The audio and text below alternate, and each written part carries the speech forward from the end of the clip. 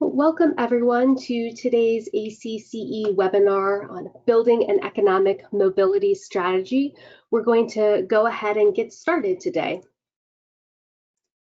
Before I turn it over to our presenters, I just wanted to mention a few housekeeping items.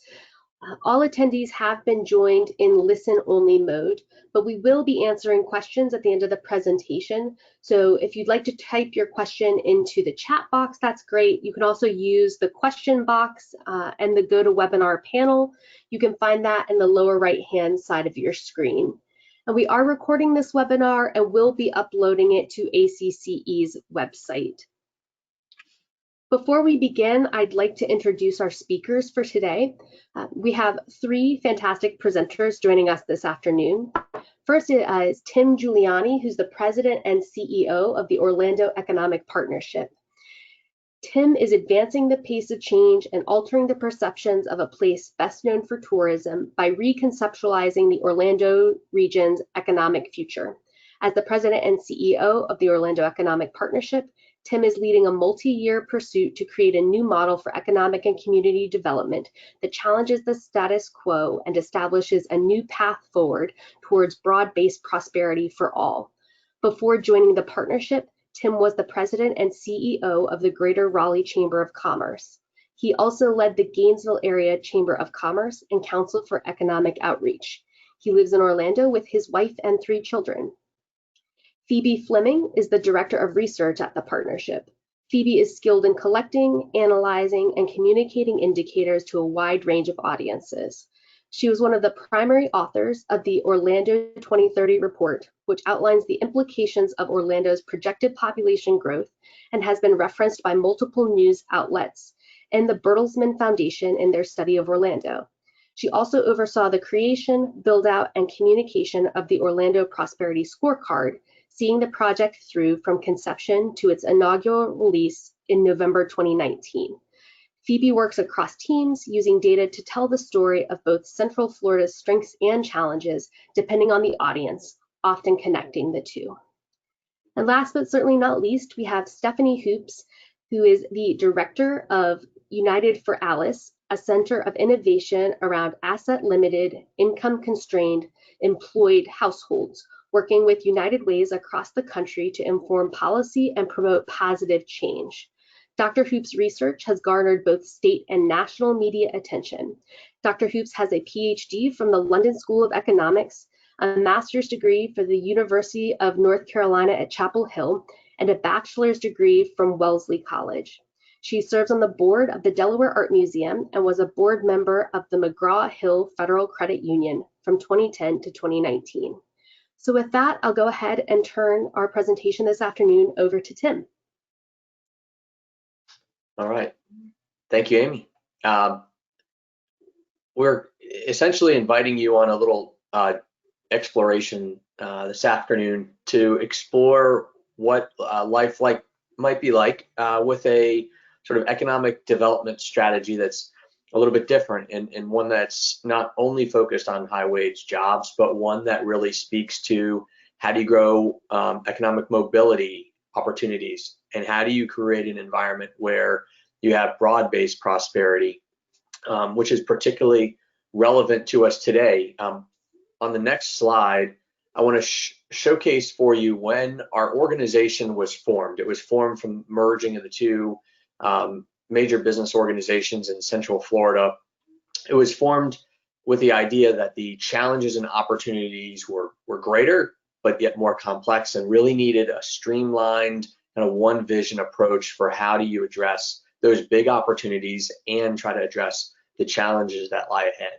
I think all of us recognize over the last 6 months at this point that the world has certainly changed.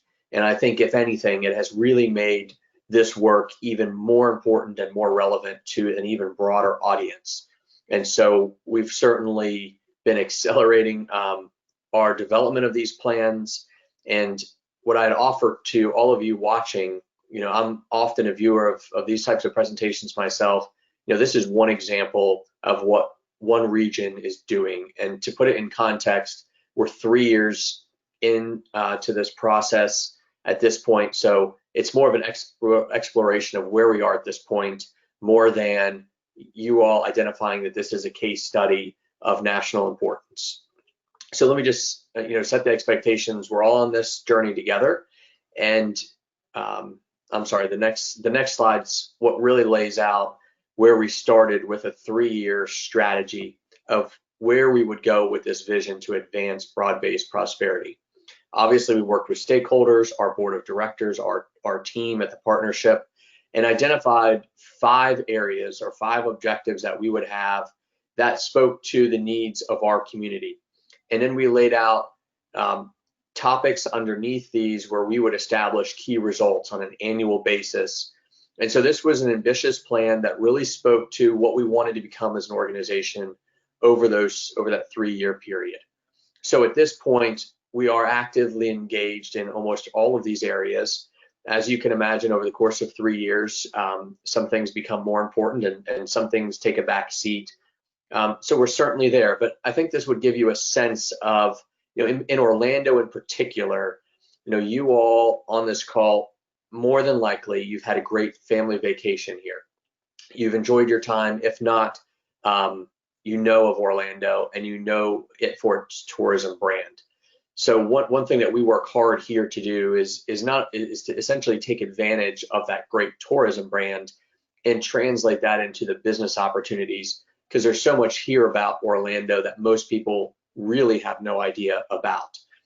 As our next slide will indicate to you, over the last several years, there's been a number of wins. And in fact, in the KPMG example, in our MSA over the last 5 years, we've actually added more jobs in pure numbers, not in percentages, in pure numbers in business and professional services as opposed to tourism and hospitality.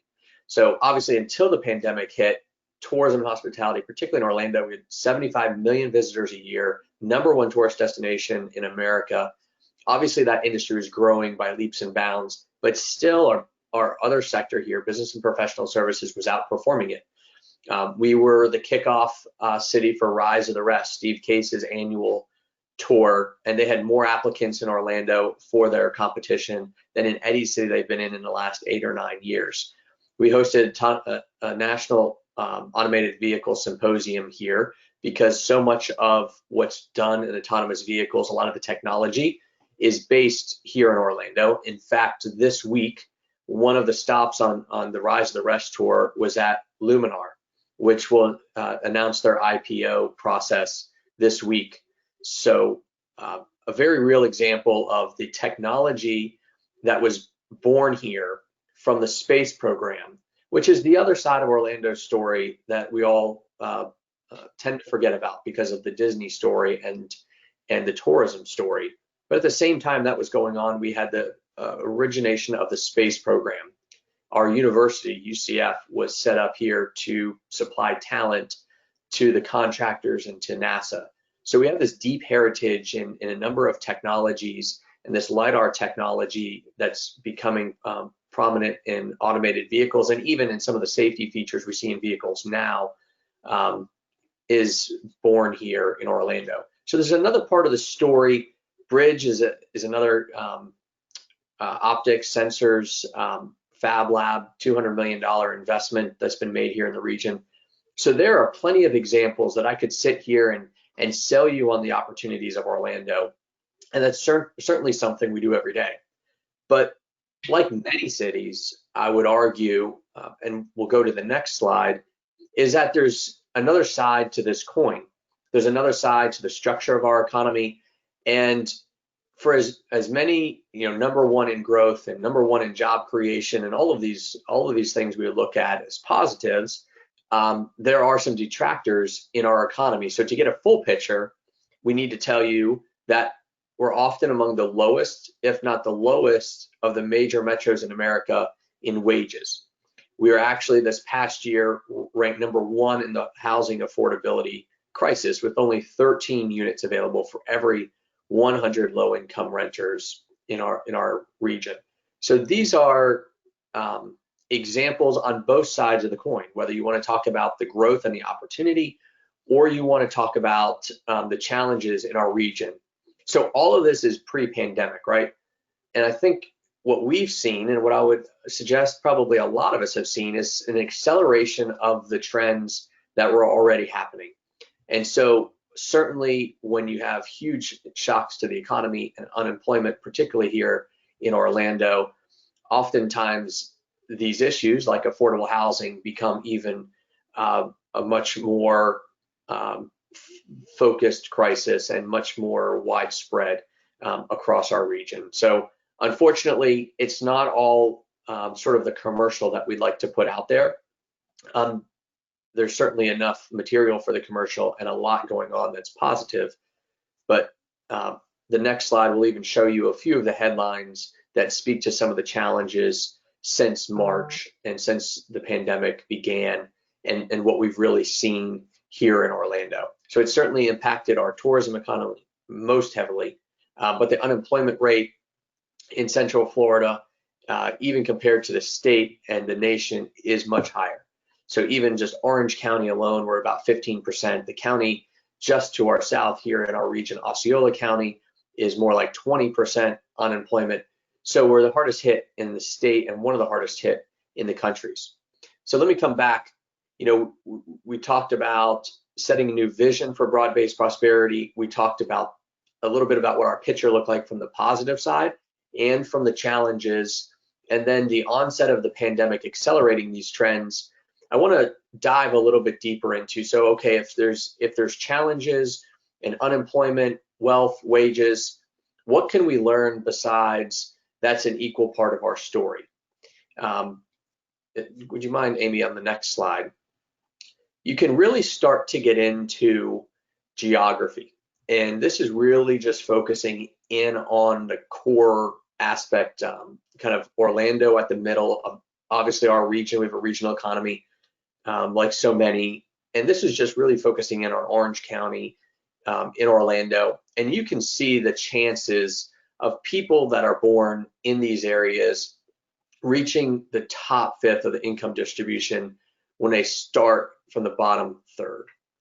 So there are areas, and I would say that so many places in our country are dealing with this.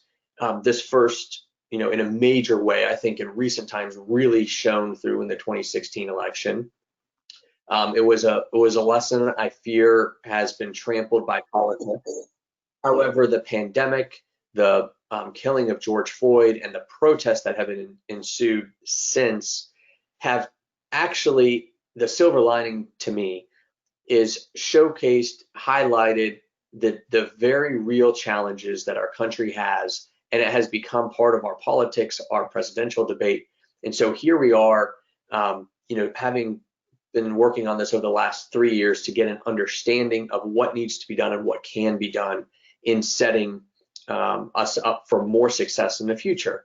So I think what this map would show you are there's got to be some geographic strategies, some place-based in neighborhood types of strategies. What this graph might not show you, but I think what the other economic numbers show you are there's some region-wide solutions and strategies that are needed. So our organization has really, over the last 3 years, in addition to the normal things that sort of chambers of economic development groups do, the next slide just will show you a few examples of what our organization's been able to do, and a few, I would call them aligned efforts in our region. So some of the aligned efforts, and you're going to hear from the director of Alice, so I'll save that for her.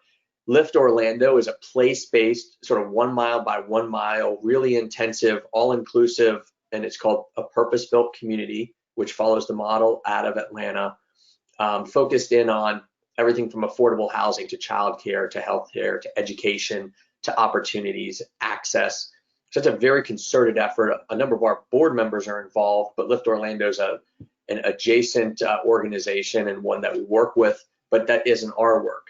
On the other hand, in the middle, Brace is a project that we've been working on, particularly from the onset of the pandemic, to help small businesses. And it's turned out a majority of minority-owned small businesses that we've been working with, over 700 of them at this point, to help facilitate them to the right programs and opportunities that and relief packages that were put out there by local governments, state governments, federal governments, utilities, banks, etc., to make sure that they were getting to the programs that could help them stay alive.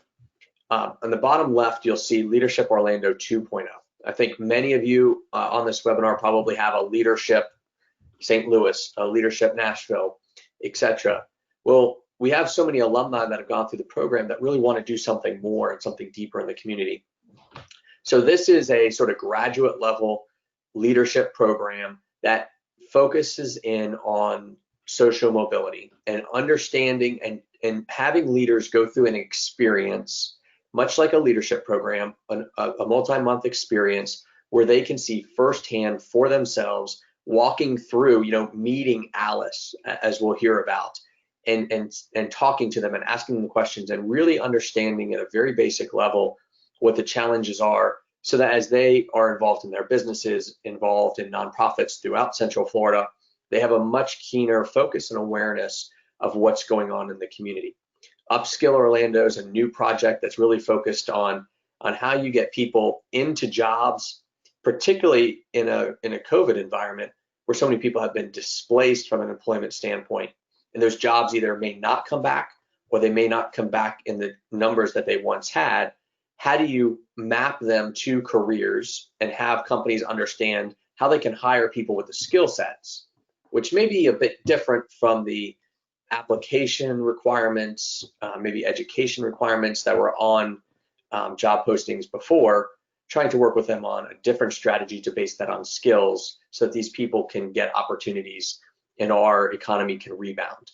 So that's just an example of some of the programs we've put into place. Hopefully, just at least whet your appetite a little bit about how we thought about this, what our picture on the ground looked like, and then how we've begun to respond as an organization. And again, this is something that evolves over time, and we're very proud of where we are, but we're very cognizant that there's a really long road ahead to get to the level of impact that we're after. So at this point, to dive another level deeper, I want to turn it over to our Director of Research, Phoebe Fleming. Great, thanks, Tim. Hi, everyone. Good afternoon or good morning. I really want to take the next couple of minutes to take all of these trends and themes that Tim was just talking about and really dive into the data behind how we're trying to measure our impacts in these areas. Because I think we've really seen, even before the pandemic, that traditional measures of economic success do not always tell the full picture of what's happening in a region, specifically in this case in Orlando. So, just some quick examples of that, of those traditional metrics. If we look at the next slide, we can start to, really see what we're used to seeing from an economic success metric standpoint. So that orange line there is really measuring total gross domestic product, or GDP, within the Orlando region since 2001. And we're really used to this number being in the news cycle and seeing what economic growth looks like for a region or for the country overall. And so you can see where we had that small dip during the 2008 recession, and the growth in Orlando that's come back since then in terms of just total economic growth. But when we start to break that down, even just at one level deeper, and look at what total GDP is per capita in the region, for every, divided by the population for every person within Orlando, we start to see some very different trends after the 2008 recession, and see how that number really didn't bounce back or didn't come back after the recession. And GDP per capita is typically thought of as that very standard measure of well-being in a region, of seeing how that wealth that an economy is generating is typically distributed across the entire population, and a measure of the total economic success available to an individual person. But we can start to see where those trends are diverging, where they used to match up previously and now are separate. And we didn't see GDP per capita in the region come back after the recession.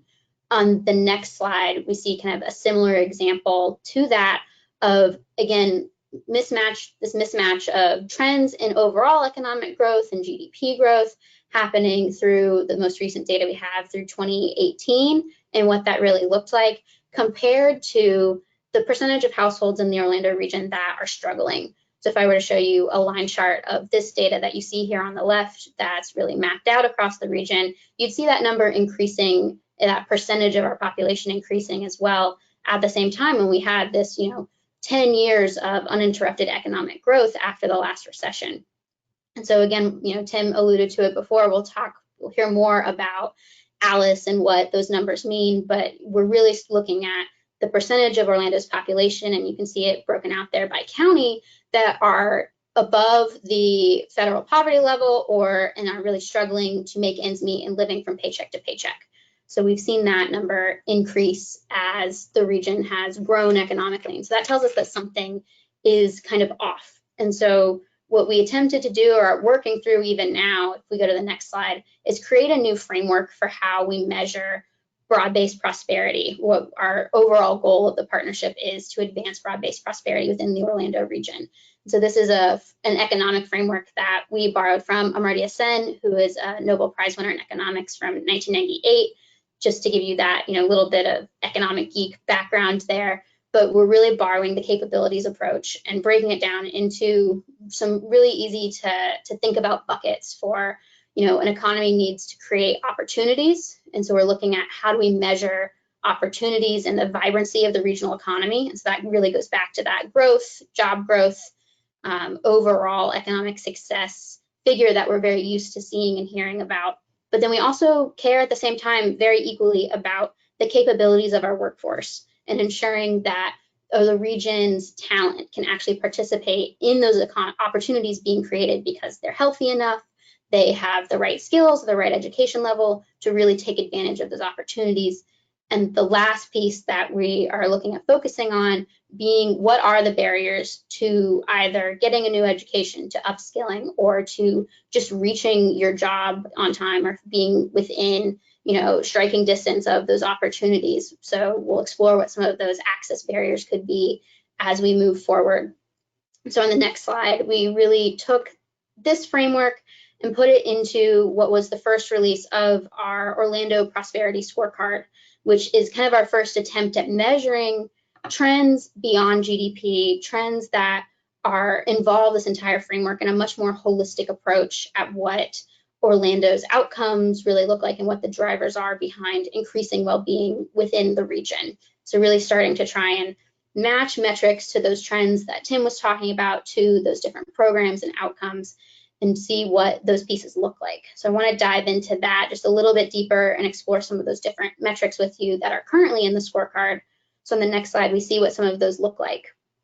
And so in terms of measuring opportunity, we see some very, standard measures that you might be used to seeing in terms of looking at regional progress or growth. We're looking at job growth year over year. That number is obviously very different now with some new updated numbers from the pandemic, but also seeing trends in that real gross domestic product or gross regional product per worker. So that's a very similar metric to GDP per capita that we were just looking at, but slightly more focused in or honed in on how much economic growth we're creating per worker within the region. And so we know that that trend, similar to GDP per capita, has been declining. And the last piece of opportunities on the scorecard currently is middle wage occupational growth, because we know from different studies that after the 2008 recession, the types of jobs that were lost and didn't come back necessarily were those middle skill, middle wage jobs where people were then either had the capabilities to move into a higher paying, higher wage position,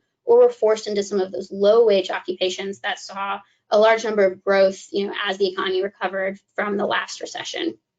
So really trying to track opportunity at more than simply the GDP level within the region. But the next two sections, we're also looking at the second being that capabilities piece. And so that really comes down to hopefully what are some indicators of our future workforce's capabilities, looking at third grade reading proficiency within the Orlando region, because we know that students, up until the third grade learn to read, and then after that read to learn. So that's been, thought of as a strong indicator of what a child's success rate will be moving through education and later on into the workforce, is really what their third grade reading proficiency level truly is. We can see other measures of education where we're looking at the percent of the workforce with an associate's degree or higher and what that trend is looking like within Orlando. And then lastly, too, a nod to the health of our workforce, because if our workforce and our talent are not healthy enough to go to work, they can't take advantage of growth or new opportunities. And then finally, within the scorecard, within this section of it, we're really looking at what some of those barriers are to accessing the opportunities that the economy is creating. So are households extremely cost burdened from a housing standpoint? Tim mentioned Orlando being one of the worst metros in the country in terms of just affordable housing availability. And so how many houses are, that measure is how many houses are spending 50% of their income or more per month on housing within the region. We're also looking at the number of extreme commuters, which is very tied to that housing availability piece. So are people having to move farther and farther away from their job and traveling 60 minutes or more to work because of a housing issue or what their congestion or transportation issues may be? And then lastly, also looking at the percentage of houses with broadband or just a stable internet connection within the region. And so this isn't something that we may have considered before the pandemic, quite as intensely or as frequently, but now have seen what those barriers really are for households who don't have a stable broadband connection. They're accessing the internet through a smartphone only, or they don't have the right devices to access the internet. And so, even within what is a very urban or suburban metropolitan area as Orlando, seeing that is still a barrier as well, because we tend to think of that issue as being urban versus rural, which is not always the case.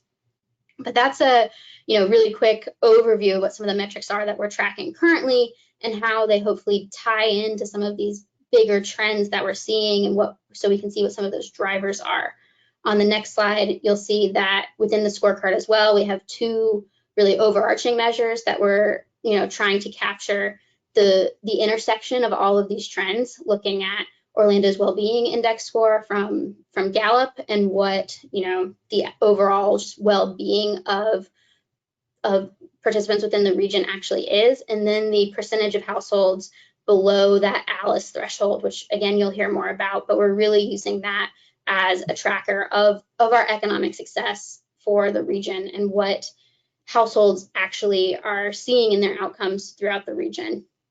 And then the last piece of the scorecard too on the next slide that I just wanted to quickly mention, especially because Tim brought up some of those place-based strategies and how we really operationalize, impacting these trends at a place level, is to make sure I also mentioned that part of the scorecard includes a neighborhood opportunity index. So that was actually built in conjunction with the Polis Institute, a nonprofit here in Orlando that focuses on those really specific neighborhood strategies and place-based efforts to improve opportunities within neighborhoods. And so they took similar metrics that we had within the scorecard and matched those to what are, hopefully some similar metrics for neighborhood success, because we can really get into the nitty-gritty of what some of those data points are and everything, but just wanted to show that we're starting to create this connection between the broader regional outcomes and our neighborhoods and what those neighborhood levels and opportunities really are. But, I keep saying we started to, or what we're measuring in the scorecard now and what this really looks like, because on the next slide, you can really see that we're starting to go through a transition in understanding what metrics we really should be tracking. So we released the scorecard in November of last year and have now had some time to see how some of these play out, how they're received, what, especially given the new economic situation, we really should be looking at when it comes to overall growth, because we knew that some things were missing when we first released the scorecard, because we have very few of these metrics currently broken out by race or ethnicity and gender. And so we're not tracking that or seeing what those disparities may be when you really dive into the averages. We don't currently have on the scorecard short-term metrics to measure our progress or economic recovery from the pandemic. Many of these, have that data lag. They take a year or two to really release the data on what some of this looks like. And then the last piece that we'll kind of touch on more as we go through this next part really quickly is actionable strategies, because we don't also want to just have data for data's sake to say, okay, this trend is changing, things are moving, but now what? And how do we help the business community see areas where they can really plug in and start to see impacts on these metrics through either the programs that Tim mentioned before and talked about, or new ones that could be created based on what we're really seeing the impacts of the pandemic look like. Because we know that not everyone has been impacted equally throughout this economic downturn.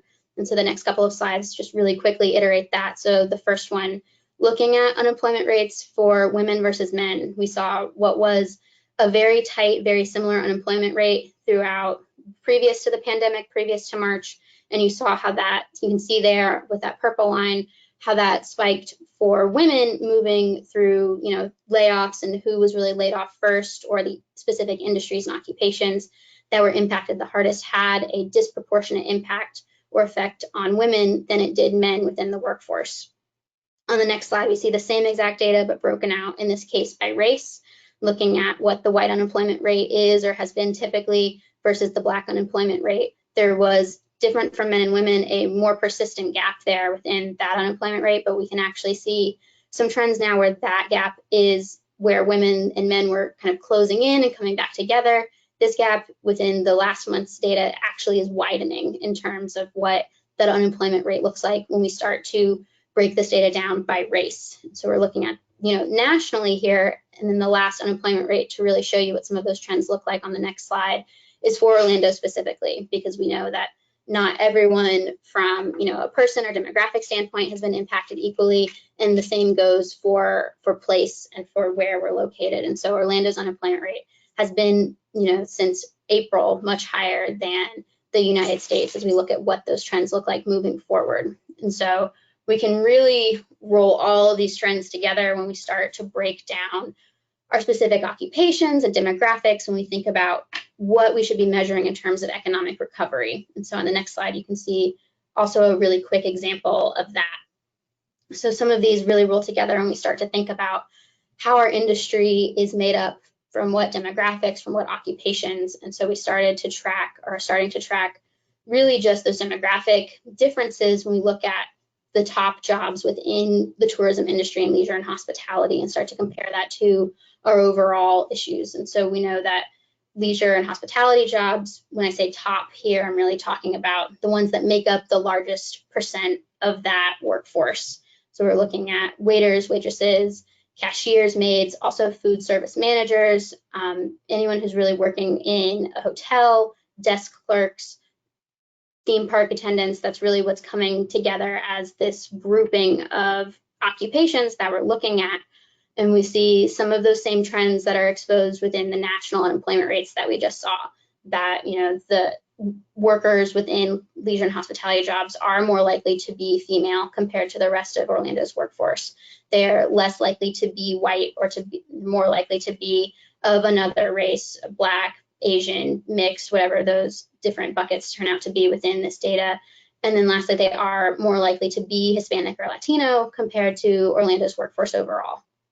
And so this really is the collision of where all of those trends that we're seeing come together. And the key takeaway here is really that we're starting to look beyond just, industry job counts and industries that have been impacted, but really start to break down those occupations and understand the individual people that are working within these positions and how economic recovery may look different for them as we move forward in deciding what to measure.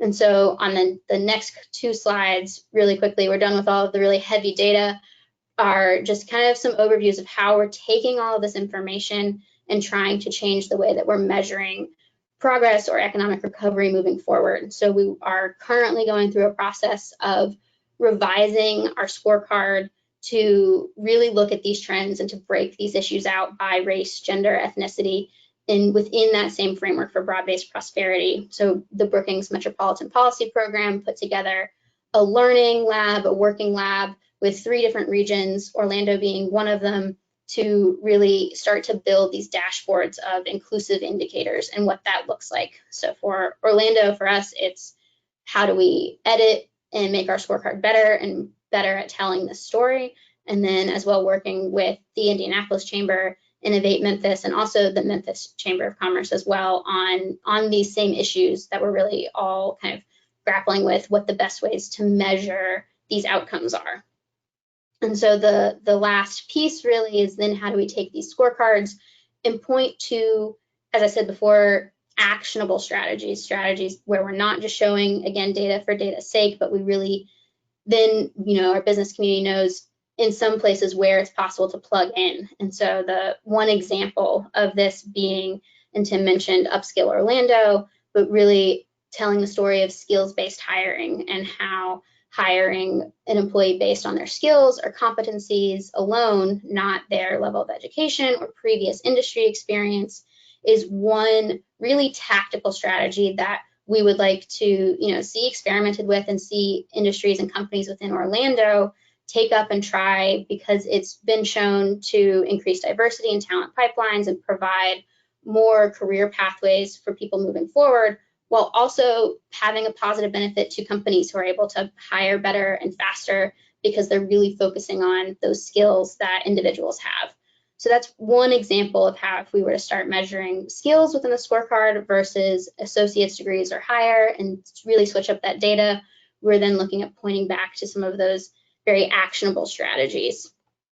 But so that was kind of a roller coaster of data and strategies. And so on the next slide, just a quick breather on what those key takeaways really are. And so we're really looking at measuring things beyond GDP. How do we measure economic recovery in the best way possible that is not just focused on industry growth, but is really focused on the individual and the person within the Orlando region?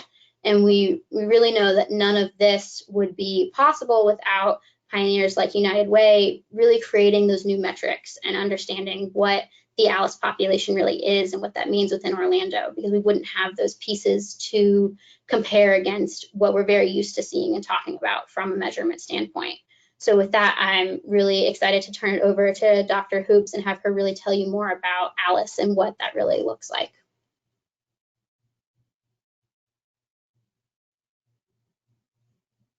Thank you, Phoebe, and thank you, Tim. It's really exciting to hear what you're doing in Orlando. This is very cool work with your scorecard, and we're delighted that Alice is a part of important digging into the community and better understanding, especially during this time when a lot is changing. So I'd love to tell you all more about Alice. Next slide. Next. So a bit of background. Alice comes from our organization, United for Alice, which is an innovation center. We do research and, back one, grassroots pulling together of United Ways and other community stakeholders to advocate and innovate around Alice. So we started as a small pilot in northern New Jersey and now are in every state across the country, data for all 3,000 counties. So I'd like to introduce somebody to you, next slide, that I think that you already know, is Alice. And Alice stands for Asset Limited, Income Constrained, Employed. So technically, these are households that earn above the federal poverty level, but below just the bare minimum to live and work in the modern economy. So these are families where people are working in low-wage jobs, often the service sector, and they have little or no savings, particularly for emergencies, including a pandemic, but they also don't have savings to invest in the future. So in Florida, 13% of households in 2018 had income that qualified as the federal poverty level. Another 33% earned above that, but less than that bare minimum household survival budget. So you can see that the magnitude of what we're talking about is really different. And next slide. Here's a map of the US and looking only at the federal poverty level. So the darker the yellow, the higher the percentage of households that live below the federal poverty level. When you look at the next slide, we layer in Alice and you see how much darker the country becomes and how many more households are struggling financially. Next. So we've tracked this over time since before the Great Recession, and in all states that we've done a deep dive in, you see that the number of households in poverty and ALICE increased from 2007 to 2010. And then surprisingly, we see the number of ALICE households continues to increase through the recovery. And this is a lot of what Tim and Phoebe were saying, is that while we're seeing some strong economic indicators, that financial prosperity is not reaching all households. And ALICE is one of the few measures that actually is able to capture that. And in many states, including Florida here, it looks like things are actually getting better when you look at the dark blue line. And it looks like the federal poverty level has flattened, or in some cases slightly increased during the recovery period. But the number of ALICE households has continued to increase. So showing that the challenge is still continuing, even as folks are working. Next slide. So I just want to spend a minute on the household survival budget, because this is really the basis for ALICE. And it's unlike the federal poverty level, that's kind of an arbitrary number. We build this budget up from the ground for each county in the US. And it's the bare essentials to live and work in the modern economy.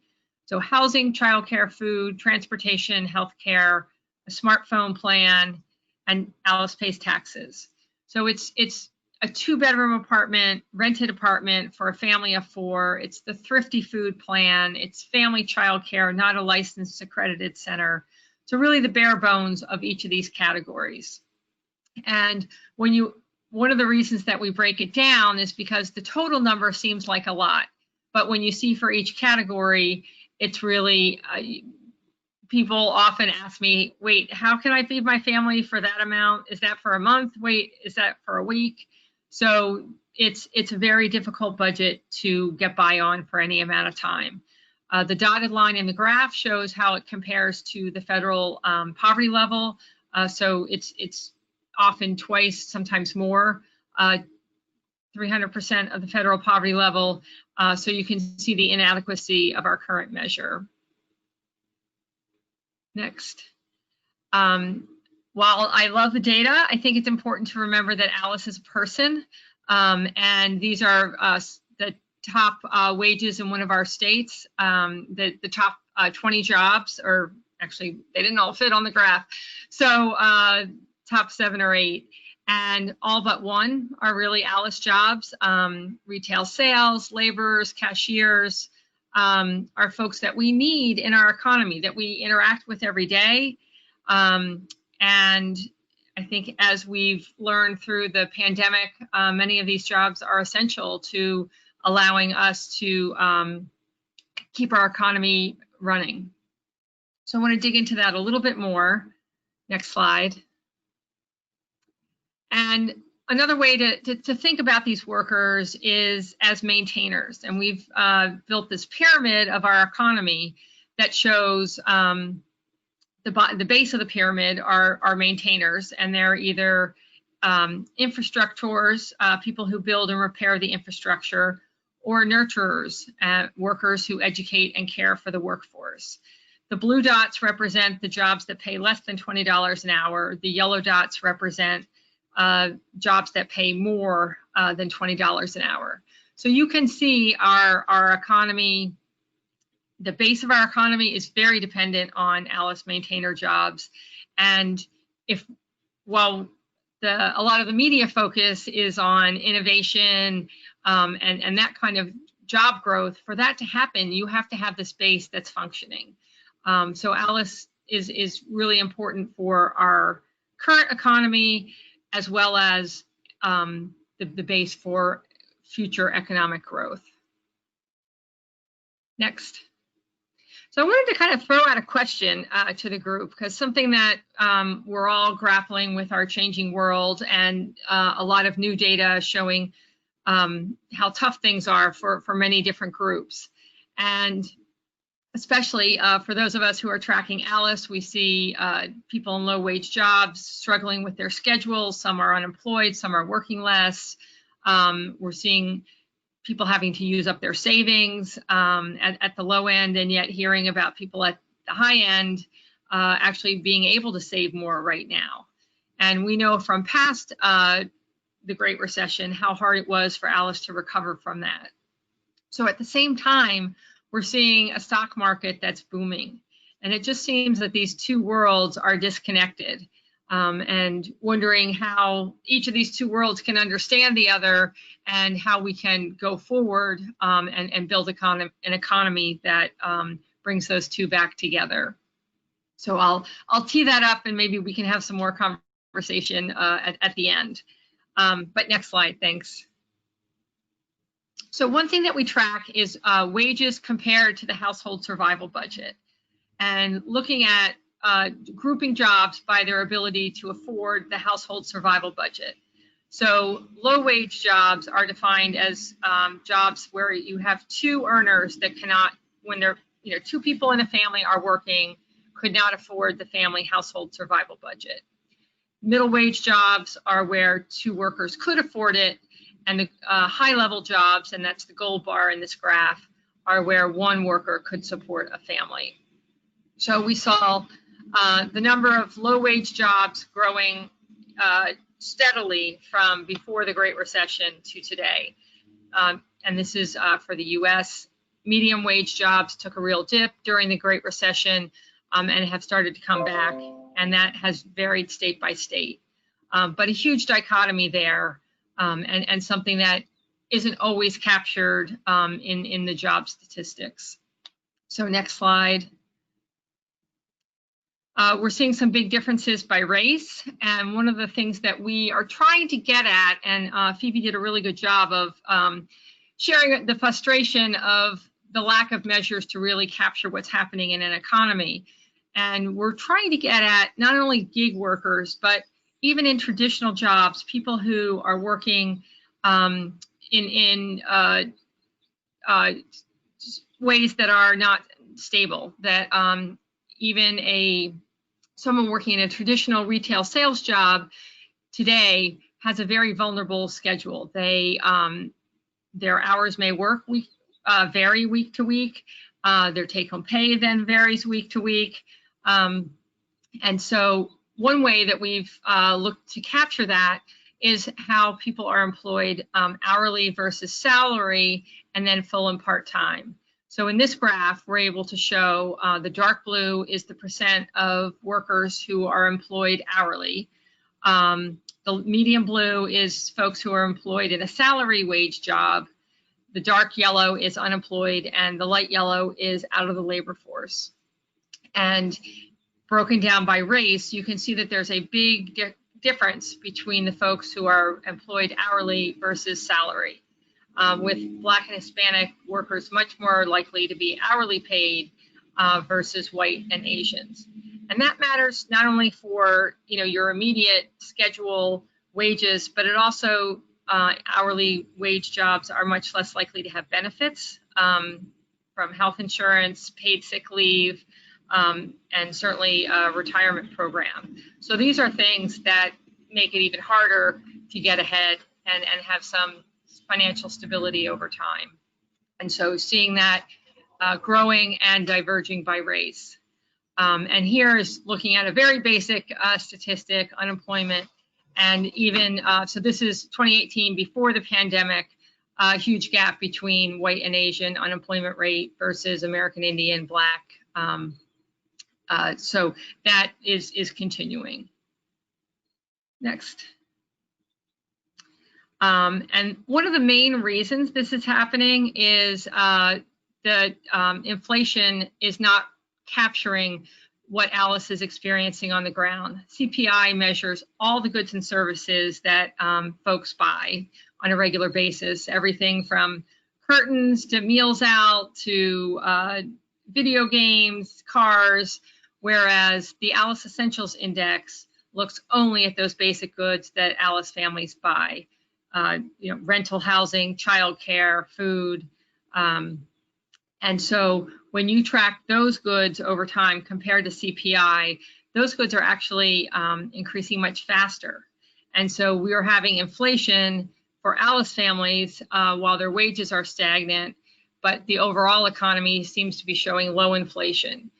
So this is really missing what's happening on the ground, and one of the reasons why we see an increase in the number of ALICE households. We have the ALICE measures being used in lots of really exciting and innovative ways. I don't need to go into that because you heard a fantastic example from Orlando. And then finally, I just wanted to direct you, next slide, to our website. If you want to get more data, you can dig into your own state, your own county, your own municipality. The website is unitedforalice.org. So I will pause there and love to have some questions from the group and maybe some discussion with our other panelists. Great, thank you so much, Dr. Hoops. And I'll invite Tim and Phoebe to go ahead and turn their cameras back on as we take some questions from the audience. So this is your chance, everyone, to go ahead and type those questions into the chat box or into that question box for Phoebe, Tim, or Dr. Hoops here. And I will start with a question that I know some folks might have.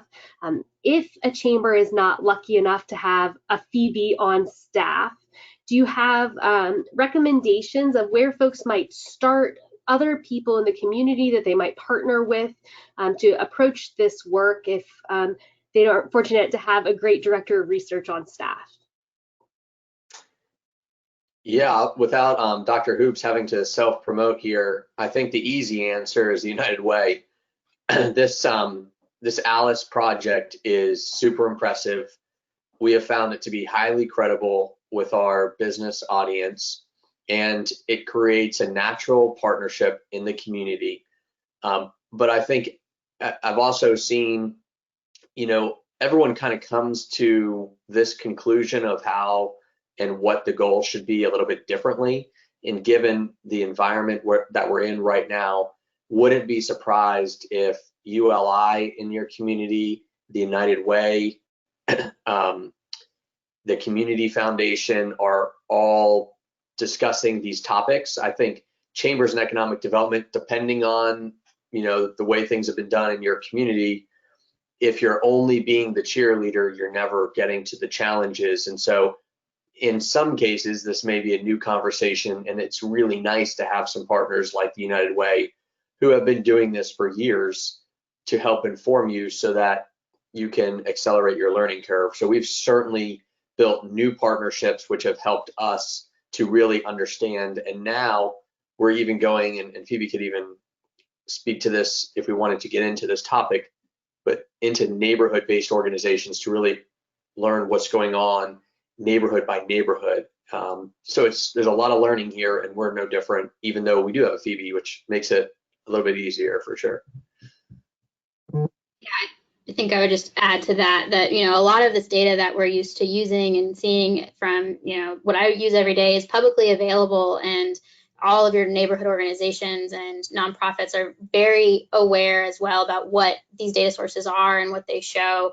And so to Tim's point, really just those partnerships, I think, is a big part of it, because it's not, one person, putting it all together. It's really knowing what the right sources are. And so there's plenty of people in your region that could probably point you to those directions. Now, I could just add in that we work with a lot of chambers of commerce across the country, and I think we were a little surprised at first that they were such good partners. We didn't know how business would react to ALICE, and very strongly, businesses see ALICE as often their employees, but also their customers, or in the case of healthcare, their patients. And they have a very strong interest in figuring out how to improve things for ALICE, that all businesses need people earning enough to be good customers, to be good patients, and it's been a really great partnership. Great, thank you. So I have a question here. Is this data in Orlando leading to policy change at various government levels?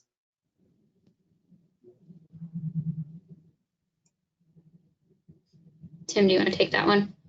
Yeah, I think it's starting to. I wouldn't say it's an overwhelming, compelling case study at this point.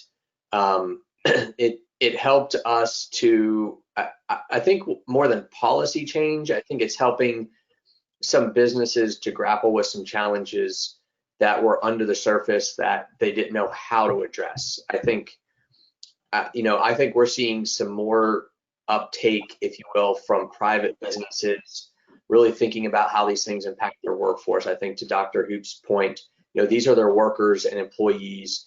And so it's made this case stronger for why you would champion a transportation referendum, which we were on that path here in Orlando until COVID hit.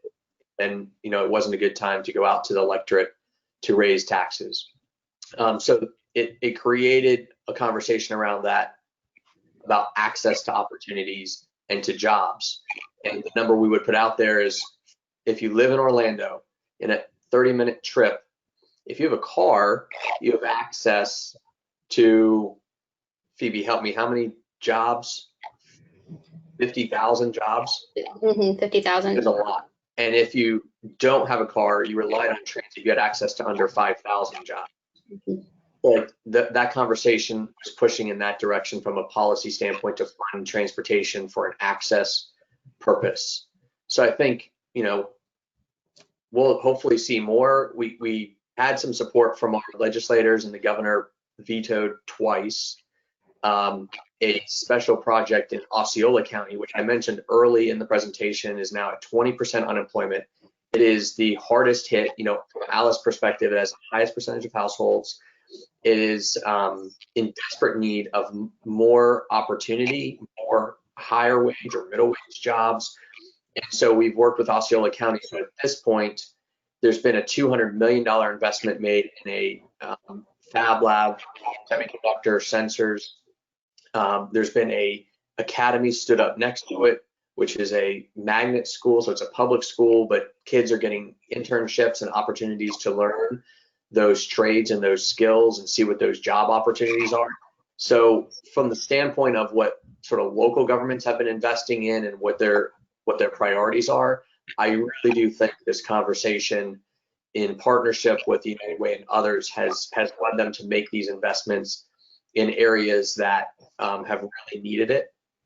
So there's probably other examples I'm not thinking of right now, but it's a slow, gradual process is what I would say. Yeah, I remembered one just now too, and I think we're starting to see a shift in the conversation about, high wage versus middle wage. And so starting to see that from, our local counties and city partners as well, just understanding, different types of jobs that we want to foster and promote and bring into the region. We're starting to see, by showing this data, what some of that is as well. Yeah, they're looking at changing economic incentives to focus on median wage jobs so that we're better aligned to address the challenges in Alice instead of only incentivizing high wage jobs. Thank you. I think we have time for one more question. And this question is, have you used any of this information to jumpstart a dialogue around quality childcare, or is access to childcare any part of the scorecard? I know that is a topic that we've heard lots of chambers speaking about, maybe the #1 workforce issue right now. Are you using this information at all related to starting that dialogue? Yes. We've been involved with the Atlanta Fed. We've been involved with some partners locally. I know Dr. Swoops is laughing because she has two, about the subsidy problem. So when people are, looking at a raise, they may be getting a $1 an hour raise, a 50-cent raise, a $2, a $5 raise. I mean, some type of raise, and they decline it. And it's a head scratcher. Why can't you progress? Well, turns out that there are some cliffs built into the subsidies that if you accept that raise, you may be disqualified from a significantly higher dollar value of subsidies for childcare or for housing or other things that just make it a bad decision. And so you or I in that position probably wouldn't take the raise either. And so it's, how do you turn these cliffs into slopes? At least that's our term here. So we have begun working with local governments. We have employers that are interested in it, and we're just trying to make those final connections and turn this into a pilot program here in Orlando. But that has certainly become part of the conversation, and it's really interesting to your point, wondering if we've been interested in it. I think it is interesting that a chamber would be, but the Atlanta Fed is interested, and it's one of their priorities. So, fast forward 10 years, I really do think this will be an area where we'll see a lot of change. But again, none of us have the magic wand and can't just wiggle our nose and make things happen. So it takes time to build these partnerships and make this happen. If I could just add in how important this is, that the childcare industry was struggling before the pandemic hit, rents increasing, and yet folks struggling to afford to send their children to childcare, and especially the higher the quality and the higher the level of regulation, the more expensive it got. So there's the industry was already facing some big challenges, and now with high unemployment rates and folks pulling their kids out of childcare, subsidies are different in different places, but a lot of them have been pulled back. How is the workforce going to go back without this vital component? And there's some nice phrasing that's going on. It's the workforce behind the workforce. And the childcare workforce is often Alice. Those workers are not paid a lot, and so to be risking their safety, their family's safety, it's complicated how you get this industry to jumpstart, but it's in everybody's interest. So I think that to have the chamber involved is very important to figure this out. Wonderful, thank you. We are at time, so thank you again, Tim and Phoebe and Dr. Hoops, for this great presentation this afternoon. For folks that are on the line, we will be posting the recording to ACCE's website, so you can find that there. And thank you again for your time, and we look forward to seeing you at a future ACCE professional development event.